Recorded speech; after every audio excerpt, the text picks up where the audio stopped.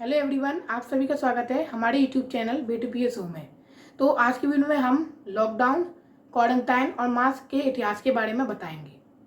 हम में से बहुत लोग ऐसे होंगे जिन्होंने लॉकडाउन और क्वारंटाइन शब्द पहली बार सुना है, पर हम यह नहीं जानते कि लॉकडाउन और क्वारंटाइन आदि शब्द पहले भी यूज़ हो चुके हैं, बहुत साल पहले भी यूज़ किए जा चुके हैं। तो आज हम उनके बारे में जानेंगे।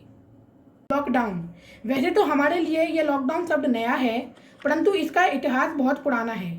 19वीं और 20वीं सदी में भारत ही नहीं, पूरा विश्व हैजा और प्लेग जैसी संक्रामक बीमारियों से जूझ रहा था। हैजे से अकेले भारत में ही 8 लाख लोगों ने अपनी जान गंवाई। भारत के जिन जिन क्षेत्रों में हैजे का कहर ज़्यादा था, वहां ब्रिटिश सरकार ने लॉकडाउन लगाने की योजना बनाई। उन दिनों लॉकडाउन को हॉलीडे के नाम से जाना जाता था। लॉकडाउन का बिल्कुल वैसा ही स्वरूप हम आज कोविड-19 के कारण देख रहे हैं। उस समय हैजा, प्लेग और फ्लू जैसी बीमारियों से लड़ने के लिए ब्रिटिश सरकार ने कुछ रणनीतियां बनाई थीं, जिनके अंतर्गत संपूर्ण भारत में लॉकडाउन लगाया गया था। मजदूरों को घर में ही रहने के लिए कहा गया था। उन्हें बिना काम किए ही मजदूरी दी जाती थी। दूर दराज के मजदूरों को छोटे छोटे समूह में अपने गांव भेजा जाता था, जिससे एक ही स्थान पर ज़्यादा संक्रमित लोग इकट्ठे नहीं हों। जिन इलाकों में संक्रमित मरीजों की संख्या ज़्यादा होती थी, उसे कंटेनमेंट जोन बना दिया जाता था, जहाँ से ना कोई बाहर जा पाता था, ना उस इलाके में कोई प्रवेश कर पाता था। जिन लोगों को संक्रमण हो जाता था, उन्हें बाकी सब लोगों से अलग कर आइसोलेट कर दिया जाता था। सभी कुछ बिल्कुल वैसा ही होता था जैसा आजकल कोविड-19 के कारण होता है। अब बात करते हैं क्वारंटाइन के बारे में।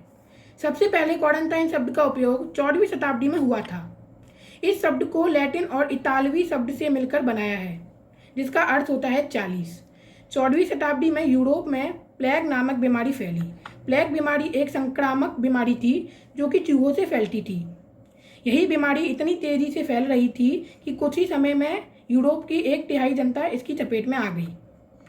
इसके कारण सर्वप्रथम क्रोएशिया के अधिकारियों ने एक कानून लागू किया कि प्लेग संक्रमित क्षेत्रों से आने वाली जहाज 40 दिनों तक अलग रहेंगे, जिसे क्वारंटाइन कहते हैं। यह प्रक्रिया भी आज कोविड-19 के कारण किए जाने वाले क्वारंटाइन और आइसोलेशन के समान ही है। मास्क, वैसे तो प्रदूषण, गैसों, रासायनिक हमलों आदि से बचाने के लिए बीते 500 वर्ष से फेस मास्क का उपयोग किया जाता रहा है, परंतु किसी संक्रामक बीमारी से बचने के लिए पहली बार 14वीं शताब्दी में फेस मास्क का उपयोग किया गया था। उस समय ब्लैक प्लेग नामक बीमारी ने यूरोप की 1/3 जनता को अपनी चपेट में ले लिया था।